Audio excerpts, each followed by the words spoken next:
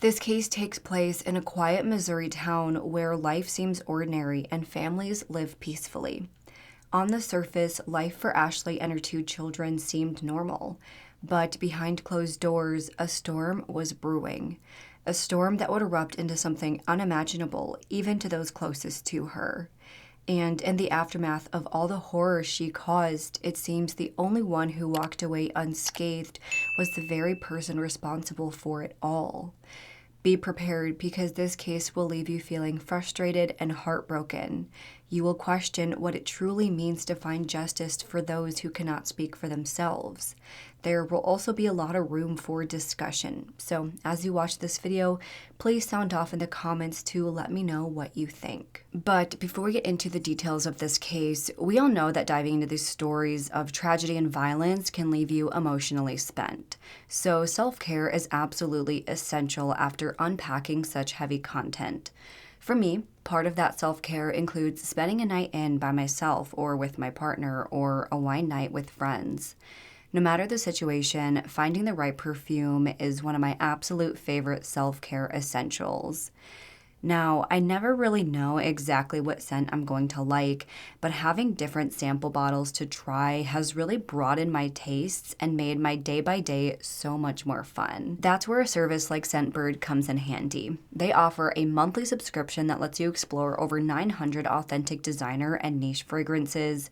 Each month, you receive an 8 milliliter vial, providing about 120 sprays, plenty to test out how a scent works for you in various situations. This month, I've been trying a few new scents, which I've absolutely fallen in love with. The first is Flashback by Curated Tricks. I like to mist onto one or both wrists and then press them together. This will lock in the scent without making it overwhelming.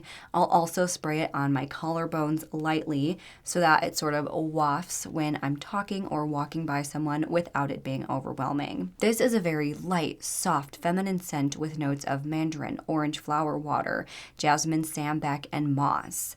This is the absolute perfect scent for a date night. The next scent is All My Love by Nicole Miller. This is a sort of spicy yet floral scent with notes of pink lady apple, sugar crystals, and pink rose. This is perfect for a night out on the town. Lastly, I have Per Se by 2787. This one smells very fresh and clean, and I think it's perfect for everyday wear. Being able to find my perfect scent that matches my mood and the things I like to do, those tiny moments have become such an integral part of my self-care routine, which, as you know from watching this kind of content, is definitely much needed.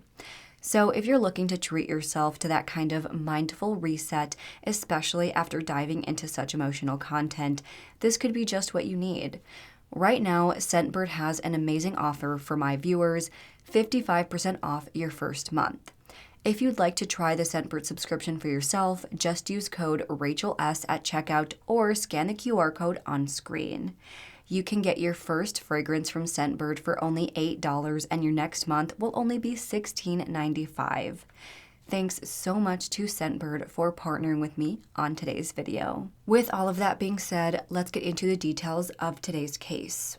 Ashley Parmley was the mother of two children, then 9-year-old Scarlett, who was born to her father Jason Daughtry, and then 2-year-old Isaac, born to his father Michael Baum.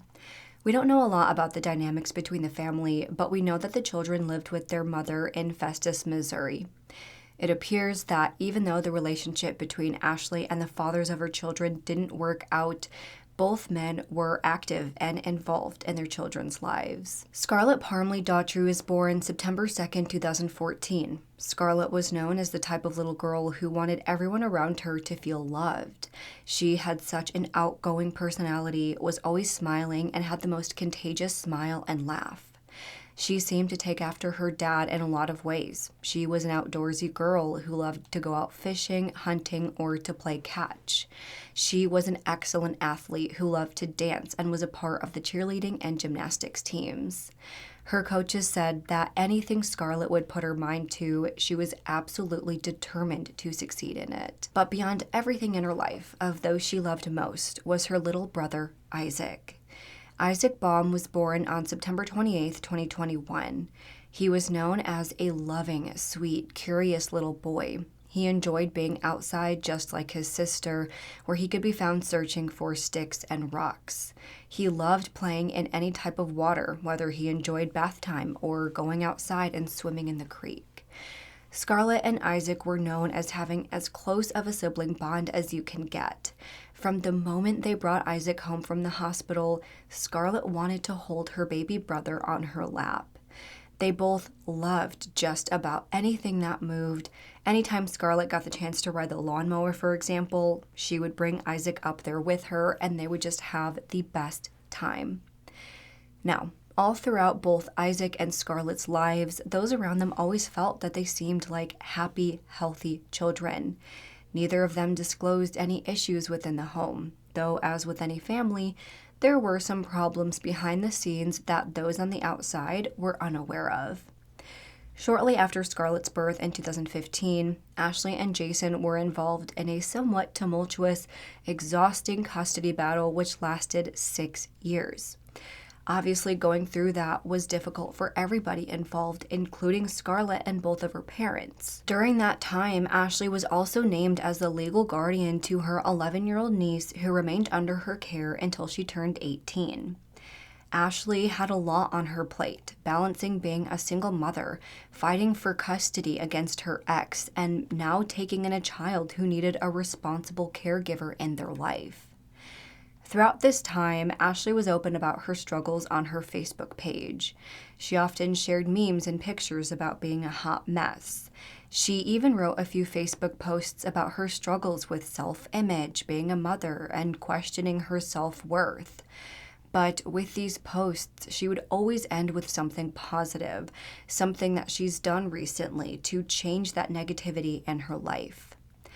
In a post written on January 31st, 2020, Ashley wrote in part, quote, "I am ready to stop with all the excuses and lies that I've always told myself. You're ugly, you're fat, undesirable, unlikable, negative, and bitter. You know, there aren't many pictures of myself that even exist because I avoid being in front of the camera at all costs. Birthdays, Thanksgiving dinners, Christmas parties, family events. I'm somewhere hiding if I see a flash coming from anyone's phone. I would run and hide, cover myself, cover my face. Hell, I'd even threaten to confiscate your phone if you had taken a photo of me without my permission. This is me running on autopilot. My days would look a little like this. Wake up, rush to work, fast food, come home, order takeout because I'm too tired to cook a decent meal, most nights anyways. And let's be honest here, I would have had one hell of a mess to clean up afterwards. Laundry would be put off for a few days at a time, and oh my goodness, would I be regretting it." That's a heavy workload to keep up with when you're doing laundry for 5 people. Always irritable and constantly sleep deprived. Let's just say I wasn't exactly pleasant to be around. For years, I've been struggling with depression, being extremely self-conscious of my weight, my acne, and my self-worth. I literally lost myself a long time ago. No hobbies, not a lot of friends that I could connect with. Withdrawn, and I isolate myself. I come off as very timid and unfriendly, and in all reality, I needed a friend more than anything. Always questioning if the kids would be happier or better off without me being their primary caregiver because I knew they deserved a much better role model. Tired of being tired of not being able to keep up with my daughter at the park, tired of hiding. Fast forward to January 1st of 2020, I made the decision and the commitment to put my health as a priority. Today, I couldn't be happier with the decision I've made. On this beautiful day, January 31st, 2020, I have never been this happy and healthy in my entire life. I have an amazing support system that I believe God has aligned me with, and I am just so thankful. I have more energy than I did when I was in my 20s. I am so going to crush this goal and many, many more to come. 2020 is my year. 2020 is the beginning of the best years of my life. This post really gives us a good look into what Ashley had struggled with mentally for years. She didn't like how she looked. She didn't feel that she was a good mother or caretaker. She even felt that maybe her children would be better off with someone else. But again, she was able to eventually recognize the flaw in that thinking and was feeling motivated to better herself. Months later that same year, she shared another post which read, Growth is painful, change is painful, but nothing is as painful as staying stuck somewhere you don't belong.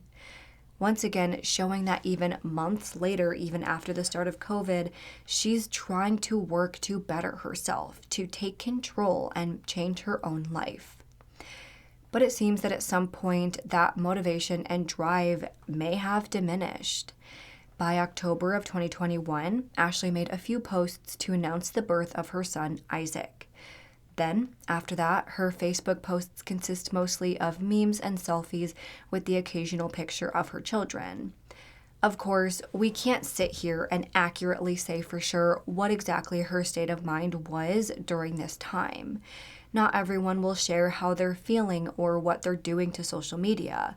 I, for one, don't share much on social media except for when I'm traveling or doing something fun. But based on her past behaviors, it does appear that Ashley was the type of person who wanted to share her successes with her friends and family. She wanted the people in her life to know that she was doing okay. So when the posts slowed down and she was keeping more to herself, it makes me wonder why. Some might say that she was starting to go back down those old harmful roads where she wasn't confident in herself, so she didn't want others to see her. Maybe she didn't have many positive things to share, so she didn't say much of anything at all. Given what we see on her public profile, as well as what we will soon learn about what she went on to do, we may be able to see her lack of posting as a sign that she may not have been doing well. Then, by May 27, 2024, Ashley changed her profile picture to just a black screen. It seems that some of her friends and family noticed and felt that it was either a glitch, maybe Ashley meant to post something else and it showed up as a black square because it didn't, upload correctly, or maybe she was trying to show that she was struggling with something.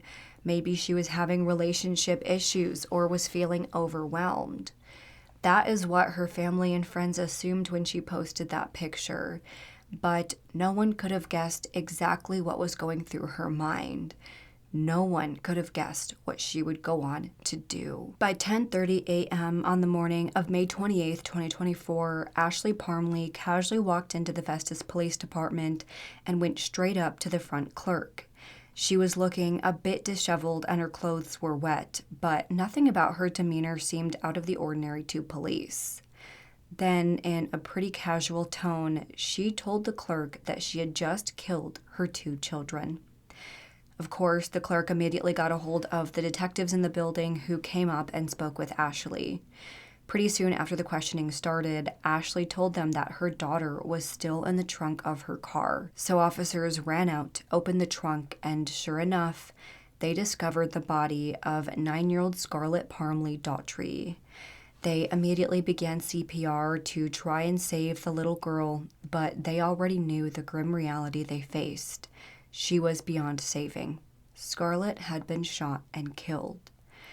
Now, some of the details for what exactly happened are a bit confusing, and I'm not sure the exact location of where all this took place. We only really know the cities and counties.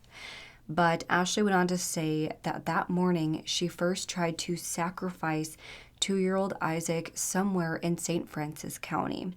She then got back in the car with her 2 children, started heading north before pulling over by a pond or lake where she shot Scarlett.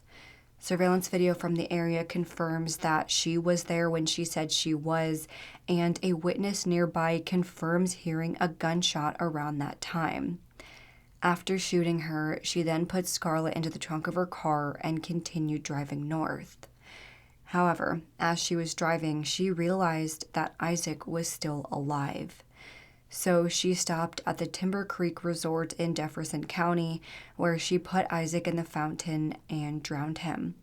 She then left Isaac in that fountain and drove straight to the Festus police to confess. At that point, police now had the location of the second child. Of course, officers rushed to the fountain at the resort, and there an officer spotted Isaac unconscious and not breathing. The officer dove into the fountain, swimming over to him as fast as he could.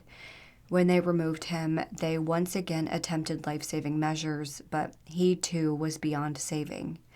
2-year-old Isaac Baum was pronounced dead at the scene. After making these two horrific discoveries, right away, Ashley Parmley was arrested and charged with murder in 2 counties. Because of the fact that she killed each of her children in different places, she was given 1 charge of murder in each county. Initially, she was charged with first-degree murder in St. Francis County in connection with Scarlett's death and second-degree murder in Jefferson County for the death of Isaac.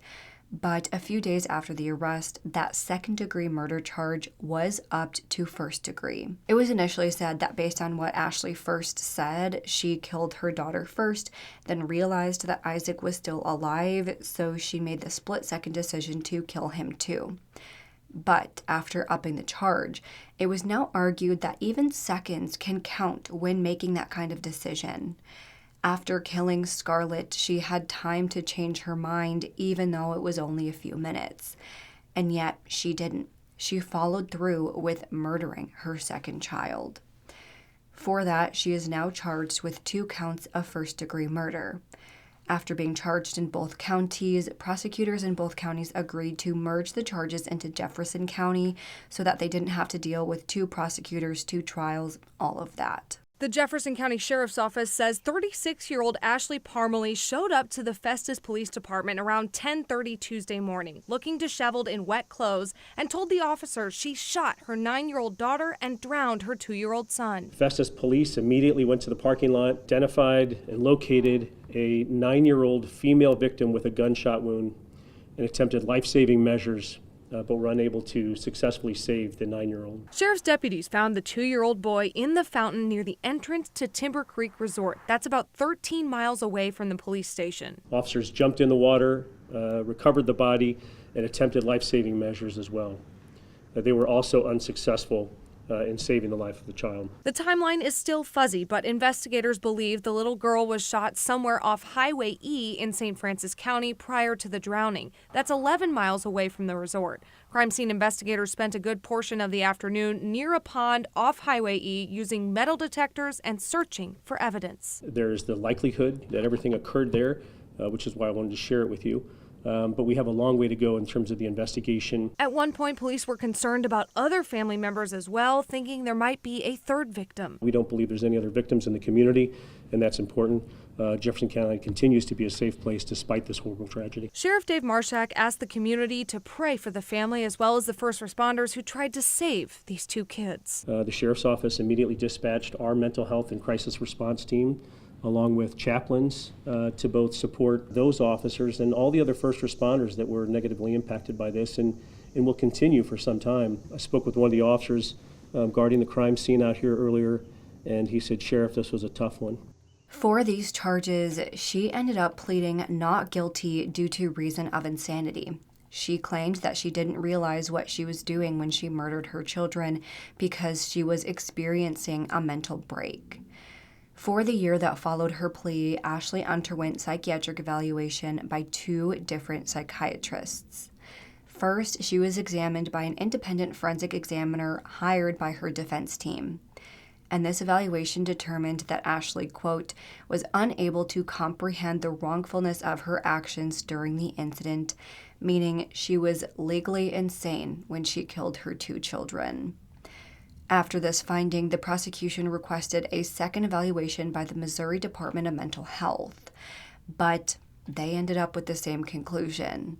So by August 13th, 2025, the Jefferson County Prosecution's Office announced that Judge Jophis Rather has accepted Ashley's plea of not guilty due to reason of insanity and ordered that she be committed to the care of the Missouri Department of Mental Health.